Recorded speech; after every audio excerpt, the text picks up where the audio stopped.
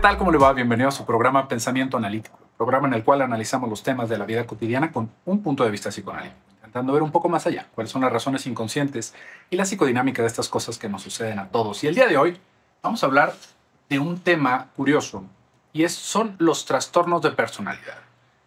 Pero no por darnos un clavado a toda la cuestión clínica, a toda la cuestión teórica de qué es un trastorno de la personalidad, sino más bien a algo que yo creo que a la mayoría de las personas nos ha cruzado por la cabeza. ¿En qué punto ya se puede considerar que tengo un trastorno de la personalidad? Tanto yo como alguno de mis familiares, ¿no? Alguna persona que yo esté cuidando, y en qué momento es adecuado actuar frente a ese tipo de situaciones.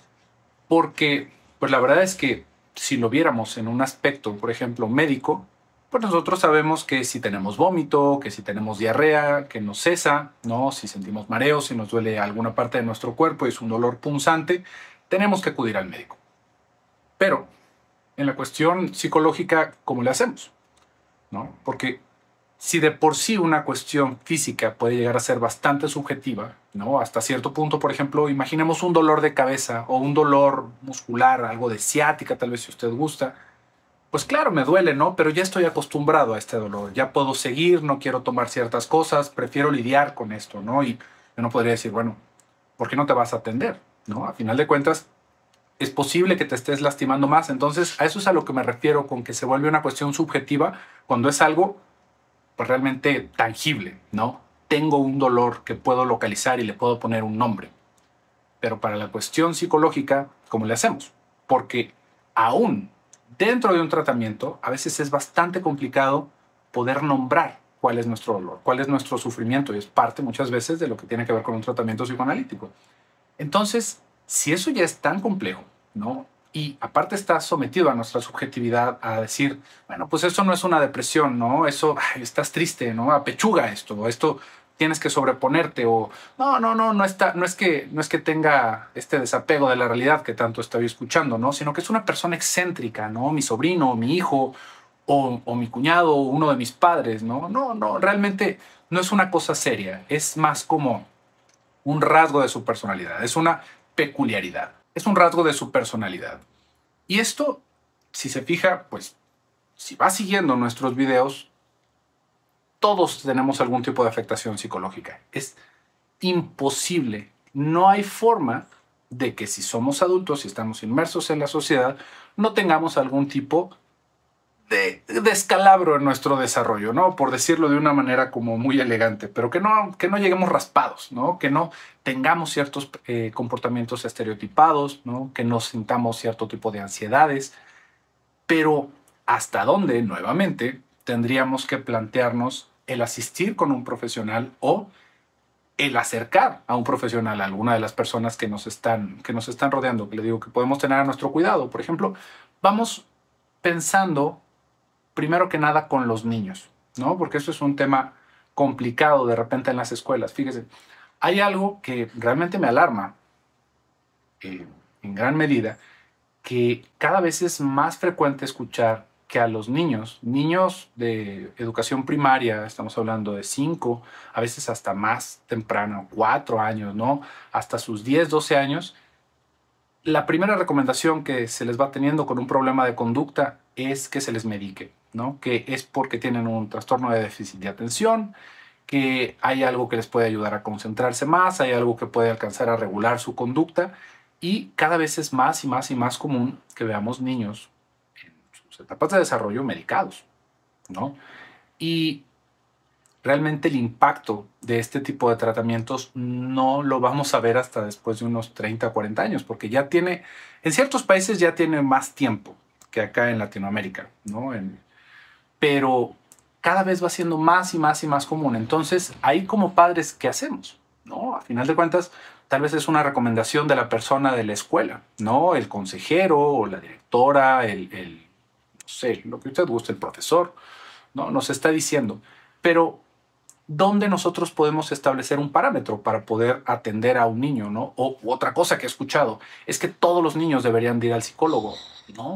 No es cierto. No hay razón. Pero hay ciertas cosas que se fija. estamos de repente tan desconectados de lo que va pasando con nuestras criaturas que cualquier situación, lo que nosotros queremos inmediatamente es darle una solución. Vamos a pensar en un ejemplo muy común de una escuela, que un niño tiene un problema de conducta. ¿Y qué es lo que tiene como problema de conducta? Por ejemplo, que es un niño desafiante hacia la autoridad. Y el maestro la pasa difícil para poder educar a esta criatura, ¿no? Entonces, se va diagnosticando, se va sugiriendo que se medique a este niño para que su conducta se regule. ¿Qué niño no desafía la autoridad? Yo me quisiera preguntar, ¿no? Si se fija, desde bebecitos los niños no quieren hacer ciertas cosas, no se quieren dejar cortar las uñas, no quieren comer, no quieren, ¿por qué? Porque eso es parte de nuestro desarrollo, ¿no? Y cuando llegamos a una escuela, estamos en esas etapas tempranas, es una situación realmente intimidante para los niños. ¿Por qué? Porque es un adulto que está queriendo controlarme, que me está queriendo imponer, que me está queriendo, ya sea por mi bien, ¿no? Porque, por ejemplo, quédate sentado y quédate callado, es una orden difícil para un niño que está en desarrollo, ¿no? Y si el niño se levanta, quiere platicar con sus compañeros, hace ciertas cosas que realmente son normales, el profesor lo va a ver como que está desafiando su autoridad, ¿no? Porque no le está haciendo caso. Porque en un mundo ideal para ese maestro es que todos los niños se callen, se sienten, estén así 3, 4 horas seguidas y que él pueda hacer sus tareas rápido, levantarse y retirarse, ¿no? Porque eso sería lo ideal. Pero eso, ¿ideal para quién? ¿No? No hay forma de que los niños se comporten de esa manera. Y las únicas maneras que hay de que se comporten los niños de esa forma, si se fija, si nos fuéramos antaño, era que a los niños se les castigara con castigos físicos, ¿no? Entonces los niños estaban apanicados porque la maestra les iba a dar un tirón de orejas, porque los iba a golpear con una regla, porque los iban a pellizcar, y los niños estaban más bien atemorizados. Esto no nos tenemos que ir muchas generaciones atrás. Le aseguro que algunas de las personas, viendo ahí el rango de edad de las personas que sintonizan nuestros videos, le aseguro que le tocó a algún maestro que se lo sonaba, ¿no? Que llegó a ver usted que golpeaba a alguno de sus compañeros, o tal vez un maestro de un grado más adelante que usted, o esa maestra que todos le temían.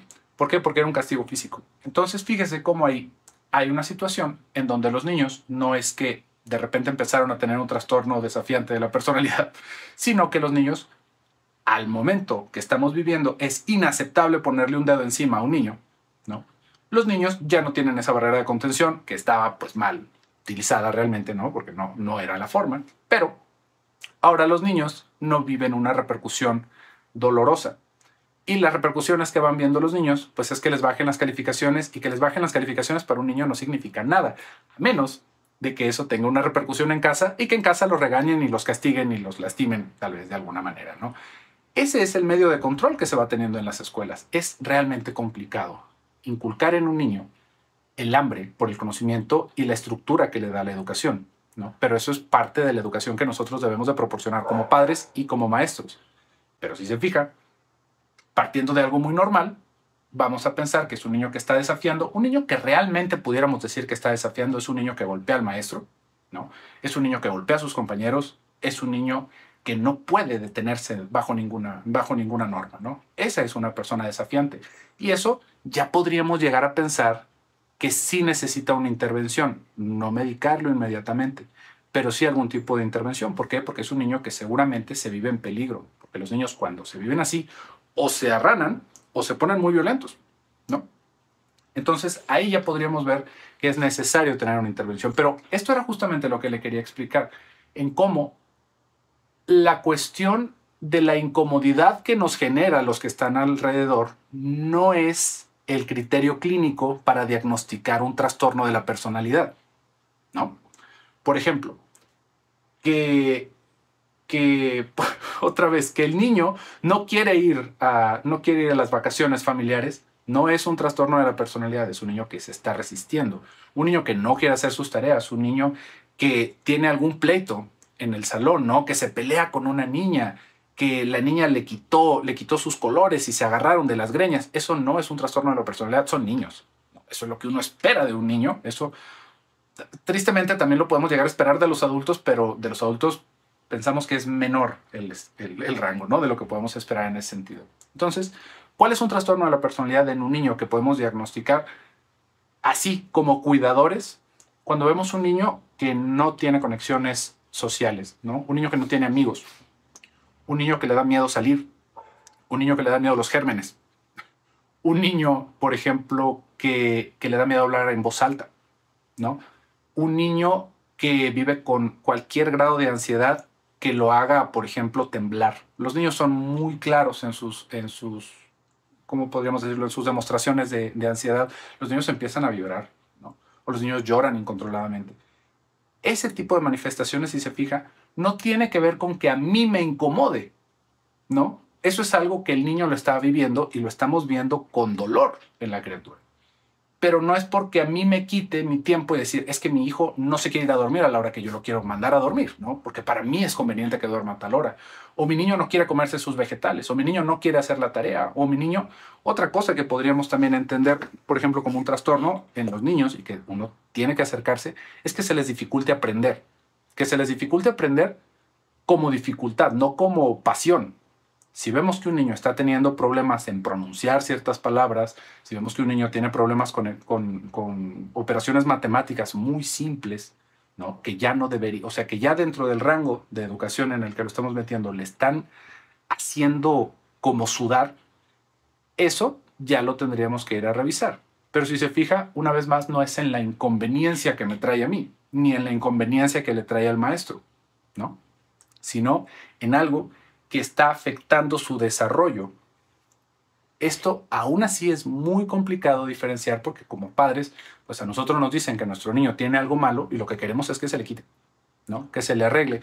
Y muchas veces lo que estamos viendo es que es una cuestión de inconformidad en la escuela, ¿no? Que el niño no se puede poner en cintura y que nosotros también tenemos ahí algo que ver, ¿no? O sea, que nosotros no estamos haciendo de nuestra parte porque el niño vaya de alguna manera un poquito más avanzado a clases, ¿no? Que cualquier cosa se le va a levantar al maestro, que no va a seguir ninguna orden y pues también es algo que nosotros tendríamos que revisar desde casa, pero no porque se le tenga que medicar para que se amance, si ve cuál es la diferencia, sino para poder intervenir y entender cuál es el proceso de esa persona. Y si se fija, en los niños podemos distinguir qué es lo que requiere realmente una atención profesional y que si este no es el caso y se nos está exigiendo en esa escuela que mediquemos a nuestro niño, sáquelo de ahí.